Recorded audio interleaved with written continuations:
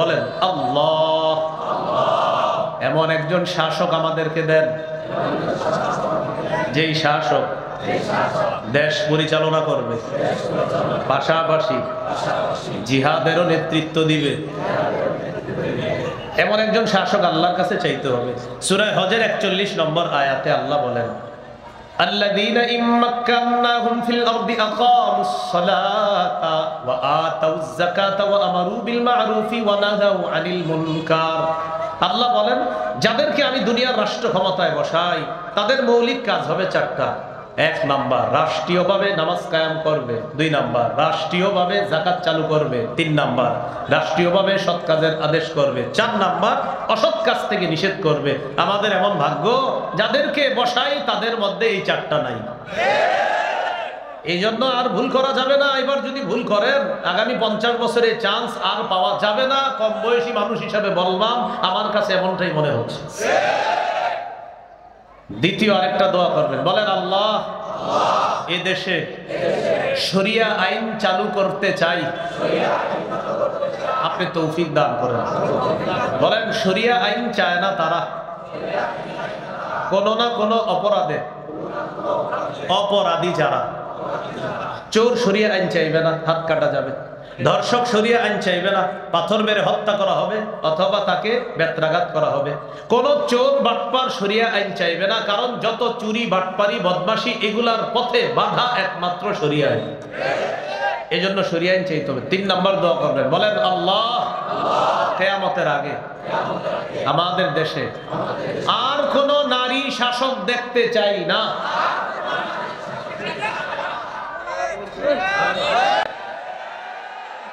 কি দেখতে চাই না? সবাই জোরে বলেন কেন? সবাই বলেন কেন? আরো জোরে বলেন। ক্বালা রাসূলুল্লাহ সাল্লাল্লাহু আলাইহি ওয়াসাল্লাম, লা ইউফলিহা কওমুন ওয়াল্লাউ আমরাহুম ইমরাআতান। কেন জবাবটা নবী দিচ্ছেন। নবী বলেন, এই জাতি কিছুতেই সফল হবে না যেই জাতি তাদের নেতৃত্বে কোন নারীকে বসায় দেয়। এজন্য আমার আপনার বুঝে আসুক না আসুক, আবার যদি প্রধান কোন নারীকে বসাই, আমাদের ভাগ্য কখনো পরিবর্তন হবে না। আমার আপনার বুঝে আসুক না আসুক, আমার নবীর কথাই সত্য, এটাই চূড়ান্ত সত্য। এই ৩টা দোয়া করবেন। একজন শাসক চাই ৪ গুণওয়ালা, শরিয়া আইন চাই, আর নারী শাসক কখনো চাই না। তো এমন শাসক, যে শাসক আমাদেরকে নেতৃত্ব দিবে, আবার জিহাদের ময়দানেও তিনি আমির হবেন। তো এই আমির কেমন আমির হবে? সূরা নিসার ৫৯ নম্বর আয়াতে আল্লাহ বলেন, আতিউল্লাহ, আল্লাহর আনুগত্য করো, ওয়া আতিউর রাসূলা, রাসূলের আনুগত্য করো। ৩ নাম্বার, ওয়া উলিল আমরি মিনকুম, শাসকের আনুগত্য করো, আমিরের আনুগত্য করো। একটু বলেন, বলেন আল্লাহর আনুগত্য নিঃশর্তভাবে করতে হবে। রাসূলের আনুগত্য আল্লাহর হুকুমে নিঃশর্তভাবে করতে হবে। শাসকের আনুগত্য, আমিরের আনুগত্য নিঃশর্তভাবে করা যাবে না। সহিহ বুখারীর ৪৩৪০ নম্বর হাদিসটি মন দিয়ে শুনেন, আরো ১০ জনে জানায়া দিবেন। আলী রাদিয়াল্লাহু তাআলা আনহুর বর্ণনা, তিনি বলেন, বাআসান নবী সাল্লাল্লাহু আলাইহি ওয়াসাল্লাম সারিয়াতান ওয়াস্তা'মালা আলাইহিম রাজুলান মিনাল আনসার ওয়া আমারাহুম আইয়ুতিউহু। নবীজি একটা বাহিনীকে জিহাদের ময়দানে পাঠাইলেন, তাদের একজন আমির বানায়া দিলেন, আর বললেন, আমির যা বলবে সব শুনবা। তো আমির সাহেব তাদেরকে নিয়ে বের হয়েছে। এবার আমির সাহেব তাদেরকে বললেন, আলাইসা ক্বাদ আমারাকুম রাসূলুল্লাহ সাল্লাল্লাহু আলাইহি ওয়াসাল্লাম আন তুতিউনি। আমির সাহেবের রাগ উঠছে। রাগ ওঠার পর আমির সাহেব তার অনুসারীদেরকে বললেন, আচ্ছা নবী কি বলে নাই আমি যা বলবো সব শুনবা? সবাই বললেন, হ্যাঁ নবী বলছে এটা। তাহলে শোনো, এখন আমি যা বলবো সব শুনবা। ইজমাউলি হাতাবা, লাকড়ি সংগ্রহ করো। ফাজামাউলা, তারা লাকড়ি সংগ্রহ করে নিয়ে আসছে। আনার পর আমির সাহেব বললেন, আউকিদুহা নারা, লাকড়িতে আগুন লাগায় দাও। ফাওকাদুহা নারা, তারা লাকড়িতে আগুন লাগায় দিয়েছে। আবার বলছি, আমির সাহেবের কথা মানতে বলছে নবী, আমিরের রাগ উঠছে। আমির বললেন লাকড়ি আনো, আনছে। আনার পর বললেন আগুন লাগাও, লাগিয়েছে। এবার আগুন লাগানোর পর আমির সাহেব বললেন উদখুলুহা, সবাই আগুনে ঝাঁপ দাও। কোথায় ঝাঁপ দাও? বলেন সবাই কোথায় ঝাঁপ দাও বলছে? এটা কোনো কল্প কাহিনী না। সহিহ বুখারী 4340 নম্বর হাদিস, মোট হাদিস সংখ্যা 7563টা। পকেটে উস্তাদ থাকলে ওটার সাথে মিলে যাবে। তো রাসূলুল্লাহ সাল্লাল্লাহু আলাইহি সাল্লামের ওই নিযুক্ত আমির উনি আগুন জ্বালাইতে বললেন, আগুন জ্বালাইছে। জ্বালানোর পর বললেন আগুনে ঝাঁপ দাও। এবার সবাই রেডি হয়ে গেছে আগুনে ঝাঁপ দিবে। মন দেন, খুব মন দেন, গুরুত্বপূর্ণ আজকের আলোচনা এটাই। ফাহাম্মু, তারা সবাই মানসিকভাবে প্রস্তুত আগুনে ঝাঁপ দিবে। ইতিমধ্যে ইউমসিকু বাদুন বাদা, একজন আরেকজন এরকম করে আসলে ঝাঁপ দিব, আসলে ঝাঁপ দিব, একজন আরেকজনে বলতেছে। তাই কেন? ফারাদনা মিনান নার ইলা রাসূলিল্লাহ সাল্লাল্লাহু আলাইহি ওয়াসাল্লাম। আরে আগুন থেকে বাঁচার জন্যই তো নবীর কাছে আসছে, নবীর হাতে হাত রেখে মুসলমান হলাম আগুন থেকে বাঁচার জন্য। সেই নবী আমির মানতে বলছে, মানে আমি যা বলবে তা শুনবো, কেমন জানি মনে হচ্ছে। আগুনে ঝাঁপ দিব কি দিব না, দিব কি দিব না, এটা করতে করতে হাত্তা হামাদাতিন নার, আগুন নিভে গেল। বলেন আলহামদুলিল্লাহ। ওয়াসাকানা গদাবুহু, আমির সাহেবের রাগও ঠান্ডা হয়ে গেল। বলেন আলহামদুলিল্লাহ। শুধু আমাদের হযরত জিটটা 10 বছরেও ঠান্ডা হলো না, আল্লাহ ঠান্ডা করে দেন। যাও। তো রাসূলুল্লাহ সাল্লাল্লাহু আলাইহি সাল্লামের সাহাবায়ে কেরামের এই ঘটনা ঘটার পর নবীর কাছে এই ঘটনাটা গেছে। যাওয়ার পর নবীজি বললেন, লাউ দাখালুহা মা খারাজু মিনহা ইলা ইয়াউমিল কিয়ামা। তারা যদি আমিরের কথা শুই না আগুনে ঝাঁপ দিত, কিয়ামত পর্যন্ত আগুনই থাকতো, আগুন থেকে বের হতে পারতো না। হাদিসের শেষে নবী বলেন, ইন্নামাত তাআতু ফিল মারুফ, আমিরের আনুগত্য শুধু ন্যায়সঙ্গত কথায় কাজে হবে। লা তাআতা লিমাখলুকিন ফি মাসিয়াতিল খালিক, আমির যদি নাফরমানির কথা বলে এই মাখলুকের কথা মানা যাবে না আল্লাহর নাফরমানি করতে গিয়ে। তাই কোন আমির যদি কোরআন সুন্নাহের অপব্যাখ্যা দেয় আর আলেমরা যদি এটা ধরিয়ে দেয়, আলেমদের কথা মানাটা সৌভাগ্যের লক্ষণ, না মানা নিঃসন্দেহে পথভ্রষ্টতার লক্ষণ। কি ঠিক বলেন? আমরা 31শে জানুয়ারি, 1-2 ফেব্রুয়ারি আমরা প্রমাণ করে দিব আলেমদের কথা আমরা মানি ইনশাআল্লাহ। 31শে জানুয়ারি, 1-2 ফেব্রুয়ারি টঙ্গীর ময়দানে উপস্থিত থাকবো ইনশাআল্লাহ। মনে থাকবেন ইনশাআল্লাহ? তাহলে জিহাদের ময়দান, জিহাদ, আঘাতপ্রাপ্ত হওয়া, শহীদ হওয়া, আর একজন আমির, এই 5টি বিষয় আপাতত আজকে শেষ হলো। আল্লাহ তাআলা আমাদের সকলকে যে কথাগুলো বললাম শুনলাম আমরা সবাই যেন আমল করতে পারি, আল্লাহ তাআলা তৌফিক দান করেন। আমিন। ওয়া আখিরু দাওয়ানা আলহামদুলিল্লাহি রাব্বিল আলামিন। ভাই শুনেন, আমরা ভাই ইনশাআল্লাহ নামাজের পরপরই আলোচনা করি না। আমানুদখুলু ফিস সিলমি কাফা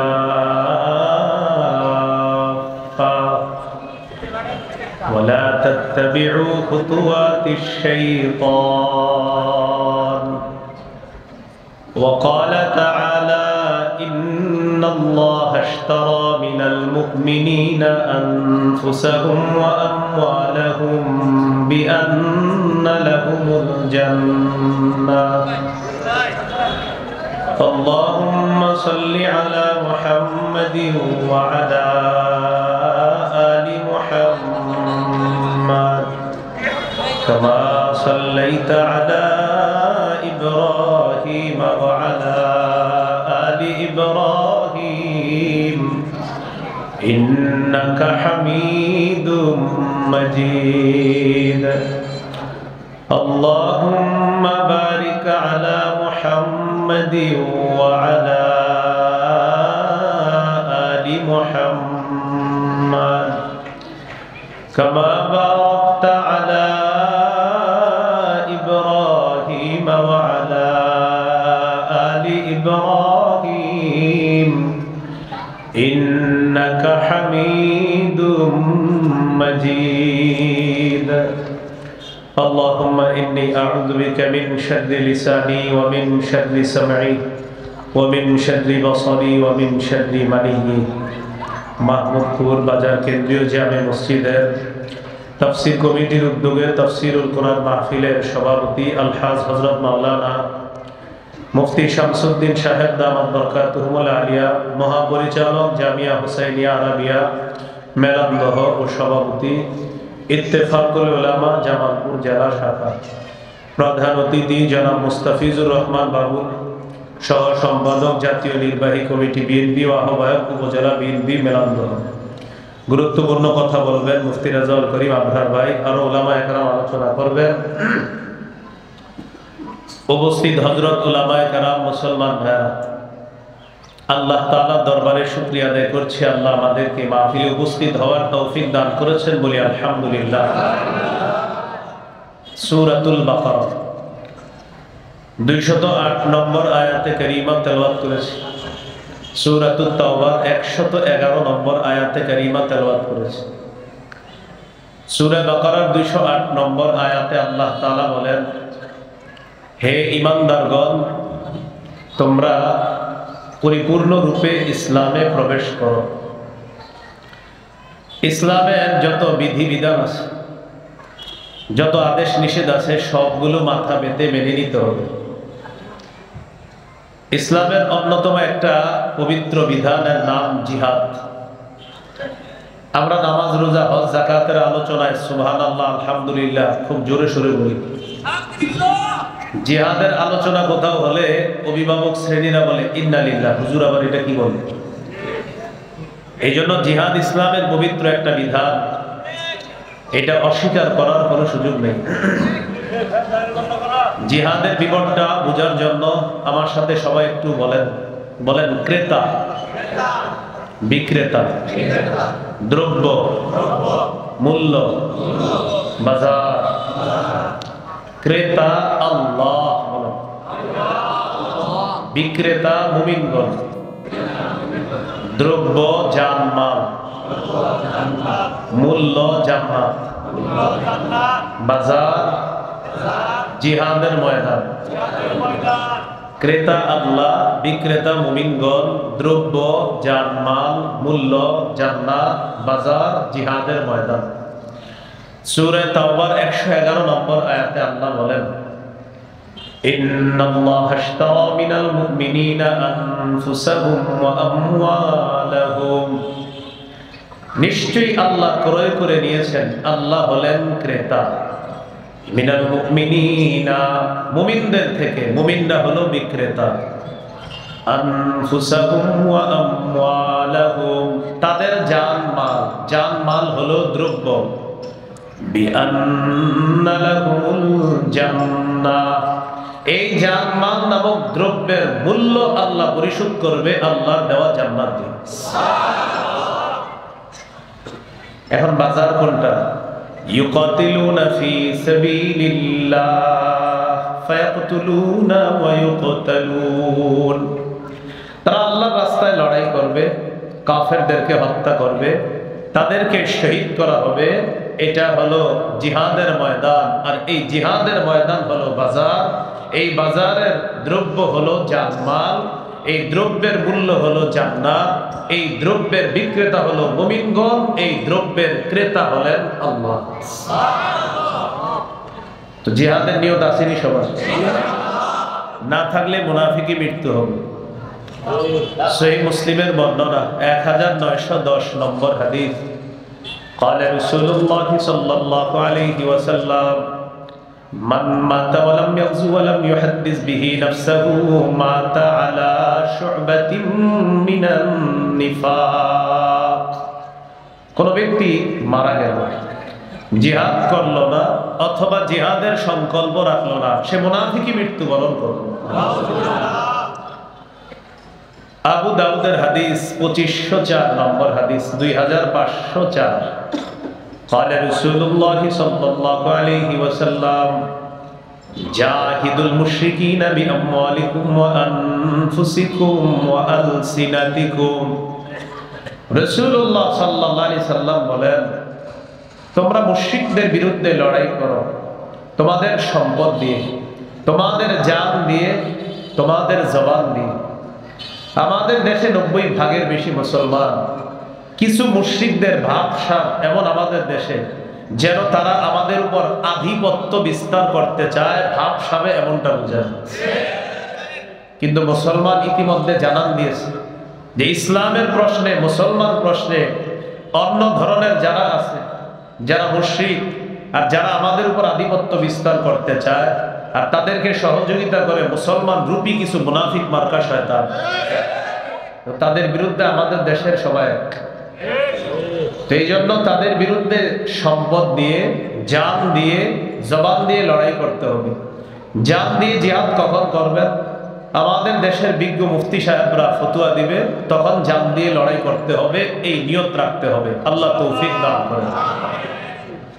সূরাতুস সফফি 28 নম্বর পারা 11 নম্বর পৃষ্ঠা। সূরাতুস সফফি 10 থেকে 13 নম্বর আয়াতে আল্লাহ বলেন, ইয়া আইয়ুহাল্লাযীনা আমানু হাল আদুল্লুকুম আলা তিজারা তুনজিকুম মিন আযাবিন আলীম তুমিনুনা বিল্লাহি ওয়া রাসূলিহি ওয়া তুজাহিদুনা ফি সাবিলিল্লাহি বিআমওয়ালিকুম ওয়া আনফুসিকুম যালিকুম খায়রুল লাকুম ইন কুনতুম তা'লামুন।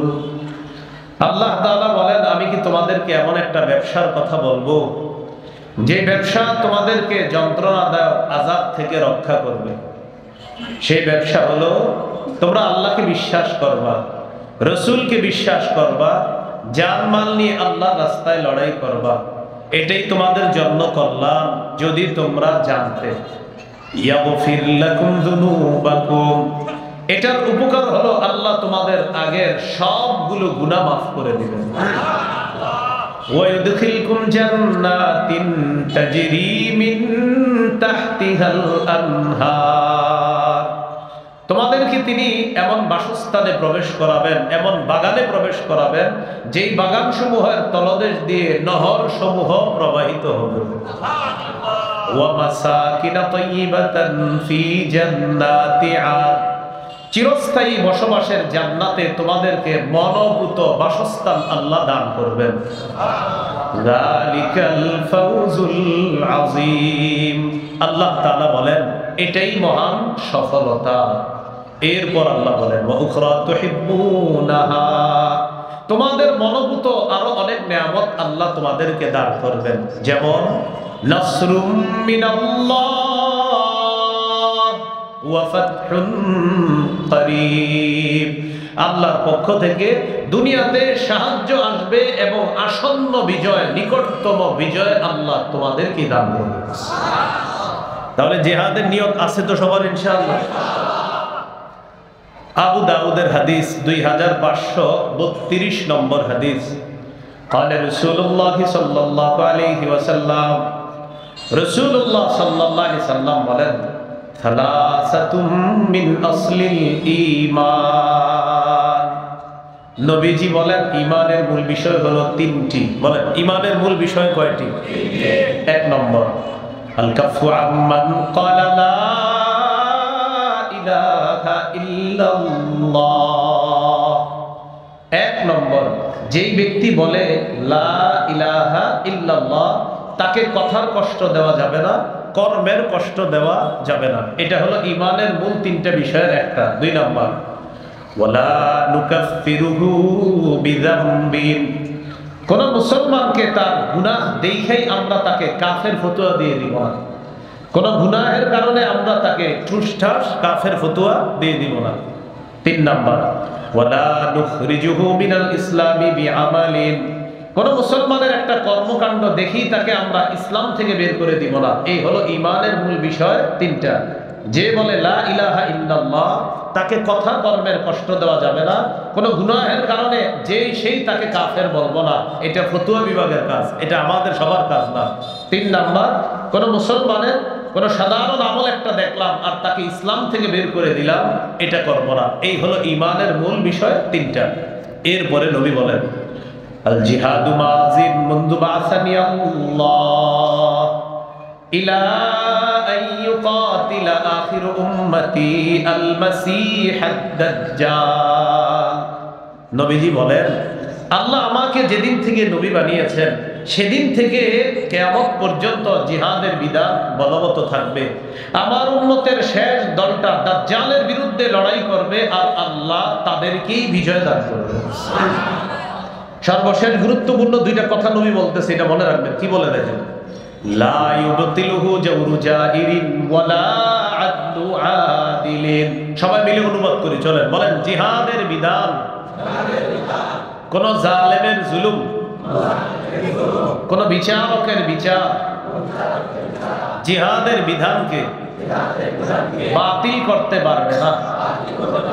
কোন বিচারক যদি রায় দেয় জিহাদ নিষিদ্ধ, আমরা বলবো তুমি নিষিদ্ধ। আপনি ঠিক বললেও ঠিক, না বললেও ঠিক। কেন ঠিক? কারণ নবীজি বলছেন কোন বিচারকের বিচার জিহাদের বিধান বাতিল করতে পারবে না। এজন্য কোন দেশে যদি কোনো বিচারক রায় দেয় যে জিহাদ নিষিদ্ধ, মুসলমানরা পাল্টা বলে দিব আপনি নিষিদ্ধ। এই ঠিকটা মাঠের বাইরে যাওয়ার পরেও ঠিক থাকার তৌফিক দান করে। এই হলো জিহাদ। আবু দাউদের হাদিস 2484 নম্বর হাদিস, 2484।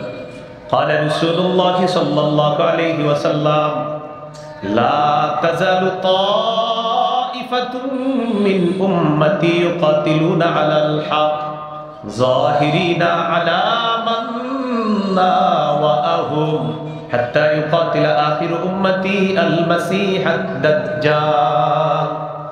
নবীজি বলেন আমার উম্মতের একটা দল সদা সর্বদা হকের পক্ষে লড়াই করবে, বাতিলদের বিরুদ্ধে আল্লাহ তাদেরকে চূড়ান্ত বিজয় দান করবেন। আমার উম্মতের শেষ দলটা দাজ্জালের বিরুদ্ধে লড়াই করবে আর আল্লাহ তাদেরকে বিজয় দান করবেন। সহিহ বুখারীর বর্ণনা 3123 নম্বর হাদিস। عن أبي هريرة رضي الله تعالى عنه قال قال رسول الله صلى الله عليه وسلم تكفل الله لمن جاهد في سبيل الله لا يخرجه إلا الجهاد في سبيله وتصديق كلماته بأن يدخله الجنة أو يرجعه في مسكنه الذي خرج منه ما نال من أجر أو غنيمة। অনুবাদটা মন দিয়ে শুনেন।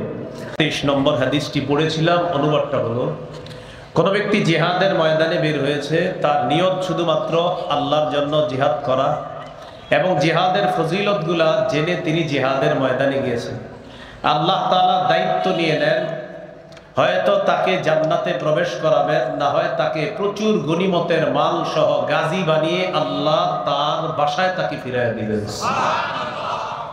ভাই ভাই একটু পরে করব, একটু শেষ হয়ে যাবে, একটু পরে করেন, সবাই আপনাদের দিকে তাকাবে, একটু পরে করেন। এখানে এখন বসেন বসেন বসেন। হ্যাঁ, সহিহ মুসলিমের বর্ণনা 1878 নম্বর হাদিস। রাসূলুল্লাহ সাল্লাল্লাহু আলাইহি সাল্লাম বলেন, মাসালুল মুজাহিদি ফি সাবিলিল্লাহ কামাসালিস সাইমিল কাইমিল কানিত বিআয়াতিল্লাহি লা ইয়াফতুরু মিন সালাতিন ওয়ালা সিয়ামিন। এক ব্যক্তি রোজা রাখছে, নামাজে দাঁড়াইছে, তেলাওয়াত করতেছে। তিনি রোজা, নামাজ আর তেলাওয়াতে ক্লান্ত হয় না। এই ক্লান্তিহীন রোজাদার, ক্লান্তিহীন নামাজ আদায়কারী, ক্লান্তিহীন তেলাওয়াতকারী ব্যক্তির যেই সওয়াব, মুজাহিদ আল্লাহর রাস্তায় পা রাখার পর ফিরে আসার আগ পর্যন্ত ক্ষণে ক্ষণে আল্লাহ তাকে সেই সওয়াব দান করেন। তিরমিজির হাদিস 1655 নম্বর হাদিস। عن أبي هريرة رضي الله تعالى عنه قال قال رسول الله صلى الله عليه وسلم ثلاث حق على الله عونهم। রাসূলুল্লাহ সাল্লাল্লাহু আলাইহি সাল্লাম বলেন, তিন ব্যক্তিকে সাহায্য করা আল্লাহ নিজের উপর ওয়াজিব করে দেন।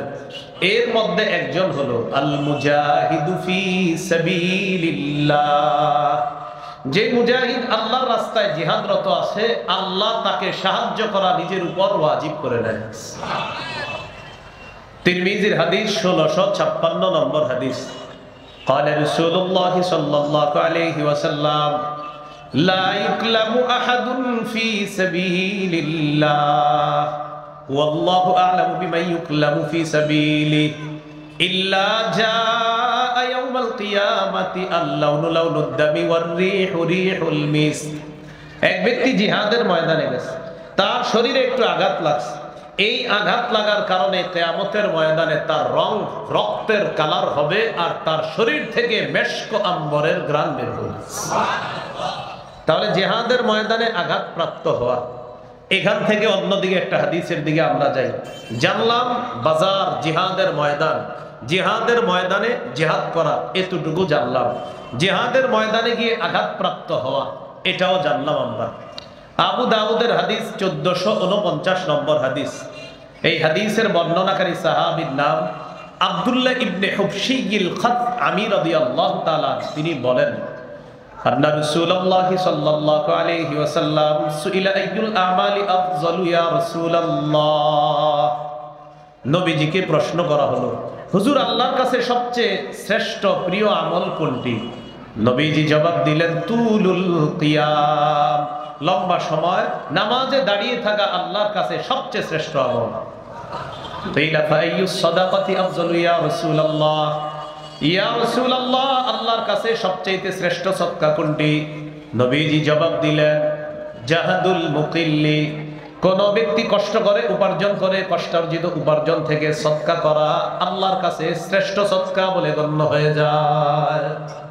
3 নম্বর প্রশ্ন, কিলা ফাইয়ুল হিজরাতি আফযালু ইয়া রাসূলুল্লাহ, ইয়া রাসূলুল্লাহ আল্লাহর কাছে সবচেয়ে শ্রেষ্ঠ হিজরত কোনটি আপনার কাছে জানতে চাই। নবীজি বললেন, মান হাজারা মা হারামাল্লাহু আলাইহি, কোন ব্যক্তি যদি আল্লাহর নিষিদ্ধ বিষয়গুলা থেকে বাঁচে, এই নিষিদ্ধ কাজকর্ম থেকে বাঁচাটা আল্লাহর কাছে শ্রেষ্ঠ হিজরত বলে গণ্য হয়ে যায়। কিলা ফাইয়ুল জিহাদি আফযালু ইয়া রাসূলুল্লাহ, হুজুর আল্লাহর কাছে সবচেয়ে শ্রেষ্ঠ জিহাদ কোনটি? নবীজি বললেন, মান জাহাদাল মুশরিকিনা বিমালিহি ওয়া নাফসিহি, যে ব্যক্তি নিজের জান মাল নিয়ে মুশরিকদের বিরুদ্ধে লড়াই করে, এই লড়াই এই জিহাদ আল্লাহর কাছে শ্রেষ্ঠ জিহাদ বলে গণ্য হয়ে যায়। 5 নম্বর প্রশ্ন, কিলা ফাইয়ুল কতলি আশরাফু ইয়া রাসূলুল্লাহ, আল্লাহর কাছে সবচেয়ে শ্রেষ্ঠ শাহাদাত কোনটি হুজুর জানতে চাই। নবীজি বললেন, মান উহরিকা দামুহু ওয়া উতিরা জাওয়াদুহু, যে ব্যক্তি জিহাদের ময়দানে শহীদ হয় আর তার ঘোড়াটাকেও যদি শহীদ করা হয়, এই ব্যক্তির শাহাদাত আল্লাহর কাছে শ্রেষ্ঠ শাহাদাত বলে গণ্য হয়ে যায়। শেষে কি বললাম? শাহাদাত। বলেন কি বললাম? শাহাদাত। তাহলে গেল জিহাদের ময়দান, জিহাদ, আঘাতপ্রাপ্ত হওয়া, এবার জানলাম শাহাদাত। শহীদ হওয়ার নিয়ত আসেনি সবার ইনশাআল্লাহ? নিয়ত রাখবেন, আল্লাহ কখনো যদি আমাদের দেশে আপনি সুযোগ করে দেন আমাকে শহীদ হওয়ার, তো আমি সবার আগে শহীদ হব ইনশাআল্লাহ। নিয়ত আছে, এরকম নিয়ত রাখবেন। সহিহ মুসলিমের বর্ণনা 1909 নম্বর হাদিস। قال رسول الله صلى الله عليه وسلم, নবীজি বলেন, মান সাআলাল্লাহ আশ-শাহাদাতা বিসিদকিন বাল্লাগাহু আল্লাহু মানাজিলাশ শুহাদা'i ওয়া ইন মাতা আলা ফিরাশিহি। এক ব্যক্তি এই মাহমুদপুর থেকে নিয়ত করছে যে আল্লাহ আমি শহীদ হব, পাক্কা নিয়ত, শহীদ হবে, সে নিয়ত করছে। এই ব্যক্তি যদি তার ঘরের বিছানায়ও মারা যায়, আল্লাহ তাকে শহীদদের মর্যাদায় পৌঁছায় দিবেন। তিরমিজির হাদিস 1661 নম্বর হাদিস। قال رسول الله صلى الله عليه وسلم, ما من أحد من أهل الجنة يسره أن يرجع إلى الدنيا غير الشهيد। নবীজি বলেন, জান্নাতের কেউ দুনিয়াতে আসতে চাইবে না শহীদ ছাড়া, শহীদ দুনিয়াতে আসতে চাইবে। সুবহানাল্লাহ। ইয়াকুলু হাত্তা উকতালা 10 মাররাত, শহীদ দুনিয়াতে আসবে আর বলবে, আমাকে যেন আবার শহীদ করা হয়, আবার যেন আমাকে জিন্দা করা হয়, আবার যেন আমাকে শহীদ করা হয়, আবার যেন আমাকে জিন্দা করা হয়, আবার যেন আমাকে শহীদ করা হয়। 10-12 যদি আমাকে শহীদ করা হয়, আমি 10 বার শহীদ হতে চাই। কেন? নবীজি বলেন, মিম্মা ইয়ারা মিম্মা আ'তাহুল্লাহু মিনাল কারামা, আল্লাহ শহীদকে যে পুরস্কার দিয়েছেন, এই পুরস্কার পাওয়ার পর শহীদ বারবার চাইবে, আল্লাহ আমাকে আবার জিন্দা করেন, আবার শহীদ হব, আবার জিন্দা করেন, আবার শহীদ হব, আবার জিন্দা করেন, আবার শহীদ হব, বারবার শাহাদাতের পুরস্কার আপনার কাছে চাই। যিনি শহীদ হয় তার কি অবস্থা হয় দেখেন। এই যে আমার দিকে তাকান সবাই, এই যে দেখেন ওনাকে একটা চিমটি দিলাম, চিমটি কিন্তু দেই না আবার আপনি, তো একটা চিমটি দিলে উনি হালকা আঘাত পাইছে। নবীজি বলেন, শহীদ যখন শহীদ হয়, এই সামান্য একটু আঘাত তার কাছে মনে হবে, বাস শেষ, সেইভাবে শহীদ হয়ে যাবে। তো শহীদের এত মর্যাদা, এই জন্য নবীজি বলেন, সহিহ বুখারী 2797 নম্বর হাদিস, 2797। قال رسول الله صلى الله عليه وسلم, والذي نفسي بيده لوددت أني أقتل في سبيل الله ثم أحيا ثم أقتل ثم أحيا ثم أقتل ثم أحيا ثم أقتل। নবী বলেন, আল্লাহর কসম, আমার মন চায় আমাকে শহীদ করা হোক, আবার আমাকে জিন্দা করা হোক। আবার আমাকে শহীদ করা হোক, আবার আমাকে জিন্দা করা হোক, আবার আমাকে শহীদ করা হোক, আবার আমাকে জিন্দা করা হোক, আবার আমাকে শহীদ করা হোক। হাদিস দ্বারা বোঝা যায় নবী চান যে আমাকে যতবার আল্লাহ শহীদ করবে আমি ততবার জিন্দা হতে চাই, আবার ততবার আল্লাহর রাস্তায় শহীদ হতে চাই। তাহলে শহীদ হওয়ার নিয়ত আছে তো সবার ইনশাআল্লাহ? শহীদ হওয়ার কি এমন পুরস্কার যে আমাদের নবী এতবার শহীদ হইতে চায়? তিরমিজির হাদিস 1663 নম্বর হাদিস। قال رسول الله صلى الله عليه وسلم للشهيد عند الله 6 خصال। আল্লাহর কাছে শহীদের স্পেশাল 6টা পুরস্কার, 6টা মর্যাদা। প্রিয় ভাইরা, আল্লাহর কাছে শহীদের স্পেশাল কয়টা মর্যাদা? 1 নম্বর দেখেন, ইউগফারু লাহু ফি আউয়ালি দাফআতিন ওয়া ইউরা মাকআদুহু মিনাল জান্নাহ। 1 নাম্বার, শহীদের শরীরের রক্তের প্রথম ফোঁটাটা পরে অন্য দিক দিয়ে তার সব গুনাহ মাফ, ওই মুহূর্তে জান্নাতে তার আসনটা তাকে দেখানো হয়। আপনারা বুঝছেন নি বিষয়টা? এই যে শহীদ হবে আল্লাহ জানেন, শহীদের রক্তের ফোঁটা পড়ছে, তার আগের গুনাহ মাফ, আর ওই মুহূর্তে জান্নাতের আসনটা দেখানো হচ্ছে। এই যে তুমি শহীদ হবা আর এখানে থাকবা, শহীদ হবা এখানে থাকবা, এখানে থাকবা, দেখানো হচ্ছে। 1 নাম্বার। 2 নাম্বার, ওয়ায়ুজারু মিন আযাবিল কবরি, কবরের আযাব থেকে শহীদকে নিরাপত্তা দেওয়া হবে। 3 নাম্বার, ওয়ায়ামানু মিনাল ফাজাইল আকবার, কিয়ামতের ময়দানের বিভীষিকাময় মুহূর্ত, জাহান্নামের আযাব থেকে শহীদ নিরাপত্তা লাভ করবে।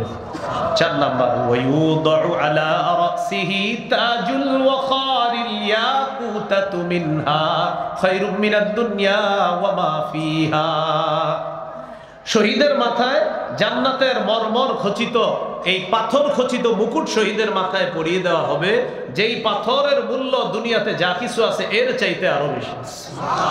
5 নাম্বার। 5 নাম্বারটা বলবো? সবাই একটু জোরে বলেন, বলবো? একটা হাসি দিয়ে জোরে বলেন, বলবো? ওয়ায়ুজাওয়াজু সিনতাইনি ওয়া সাবঈনা যাওজাতাম মিনাল হুরিল আইন, 72 জন হুরকে শহীদের কাছে বিয়ে দেওয়া হবে। কয়জন? 6 নাম্বার, ওয়ায়ুশাফাউ ফি 70 মিন আকারিবিহি, শহীদের নিকট আত্মীয়দের মধ্যে কমপক্ষে 70 জনের ব্যাপারে তার সুপারিশ গ্রহণ করা হবে। এই জন্য শহীদ হওয়ার তামান্না সবাই রাখতে হবে, বলেন ইনশাআল্লাহ। তাহলে জিহাদের ময়দান গেল, জিহাদ গেল, জিহাদের ময়দানে আঘাতপ্রাপ্ত হওয়া গেল, জিহাদের ময়দানে শহীদ হওয়া গেল। 5 নাম্বার, জিহাদের ময়দানে জিহাদ করার জন্য একজন আমির প্রয়োজন। কি প্রয়োজন? এই আমির আল্লাহর কাছে চাইতে হবে।